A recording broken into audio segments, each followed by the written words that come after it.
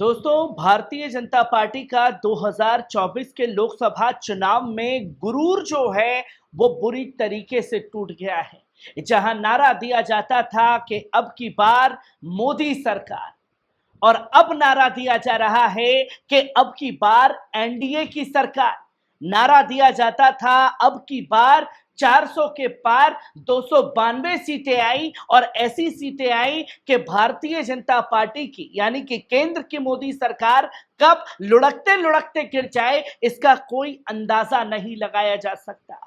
जहां अब पूरी राजनीति का भार भारतीय जनता पार्टी की दो कंधों पर आकर के टिक गया है। एक बिहार के सीएम नीतीश कुमार और दूसरे आंध्र प्रदेश के कद्दावर नेता और पूर्व सीएम चंद्रबाबू नायडू। जो तस्वीर लोगों के सामने लगातार आ रही है, जहां मोदी जी की गारंटी अब की बार 400 पार, जो राम को लाए हैं हम उनको लाएंगे का ऐसा करारा झटका लगा है कि भारतीय जनता पार्टी की नफरत की राजनीति को नकार दिया है। बदले में बोले गए शब्द जो किसी से सिर्फ और सिर्फ नफरत करने के लिए बोले जाते हैं, ऐसी राजनीति को नकार दिया है। जहां भारतीय जनता पार्टी भले ही चुनाव जीत गई हो, भले ही देश के प्रधानमंत्री तीसरी बार प्रधानमंत्री पद की शपथ लेने जा रहे हो, पर करारी हार का सामना करना पड़ा है दो सीटों पर। एक अमेठी की सीट जहां स्मृति ईरानी चुनावी मैदान में थी और पूरी भारतीय जनता पार्टी ने दमखम लगा दिया, और फिर भी अमेठी की जनता ने करारा सबक भारतीय जनता पार्टी को सिखा दिया। वहीं दूसरी तरफ बात की जाए अयोध्या फैजाबाद की सीट, जहां भारतीय जनता पार्टी राम को लाए हैं का नारा लगा रही थी, जिस जगह पर राम को लाए उसी जगह से सीट जो है भारतीय जनता पार्टी हार गई। ये तमाम चीजें जो हैं वो लगातार चल रही हैं, पर स्मृति ईरानी की हार जो है करारा तमाचा है भारतीय जनता पार्टी की गालों पर, जिसकी गूंज जो है वो बरसों बरस सुनाई देने वाली है भारतीय जनता पार्टी को।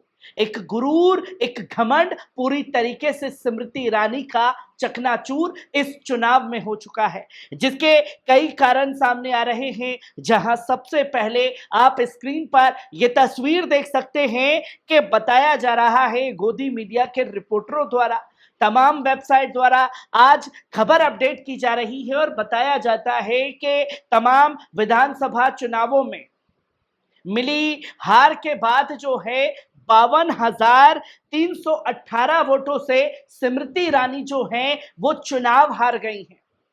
पर असल में किस तरीके से इस हार को छुपाने की, इस हार को पचाने की कोशिश भारतीय जनता पार्टी द्वारा की जा रही है, और गोदी मीडिया कैसे आंख में धूल झोंकने का काम कर रहा है, इस पहलू को भी जानना जरूरी है।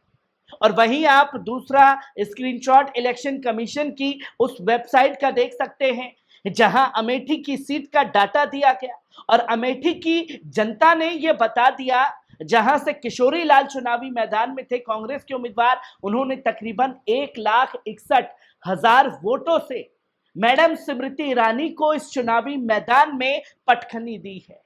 पूरा राजनीतिक करियर जो है वो स्मृति ईरानी का समाप्त हो चुका है इस सीट पर हारने के बाद, जिसको लेकर के कई तरीके के मंथन लगातार जारी है, जहां कई चीजें जो हैं वो लगातार सामने आई हैं, और चुनावी रण में केंद्रीय स्मृति ईरानी को पांचों विधानसभा क्षेत्रों में हार का सामना करना पड़ा है। अमेठी विधानसभा से शुरू हुई गुटबाजी चुनाव प्रचार के दौरान एक के बाद एक विधानसभा क्षेत्र में फैलती गई।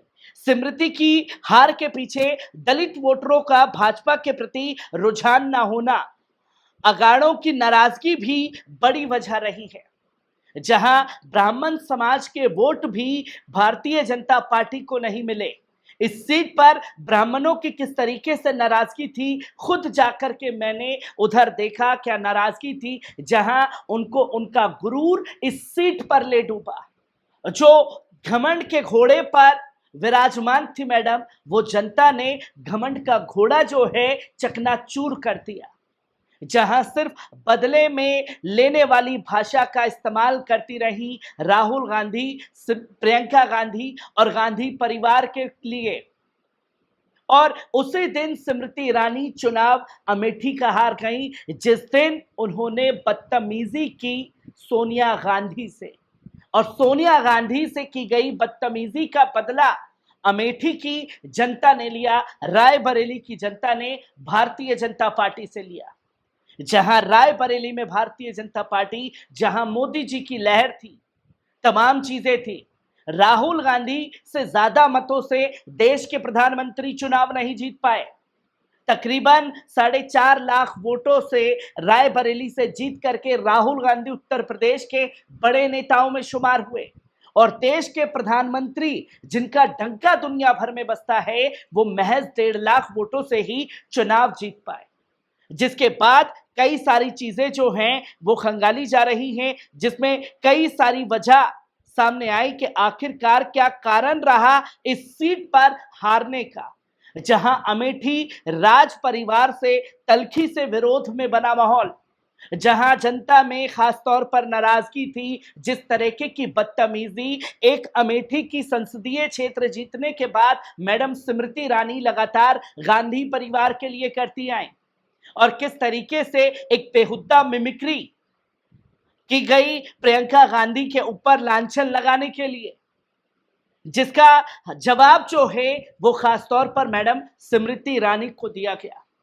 और ये सबसे बड़ी हार की वजह जो है वो रही वही भाजपा की लाभार्थी व दलित वोटर पर रहा फोकस, और वे कर गए पूरी तरीके से किनारा।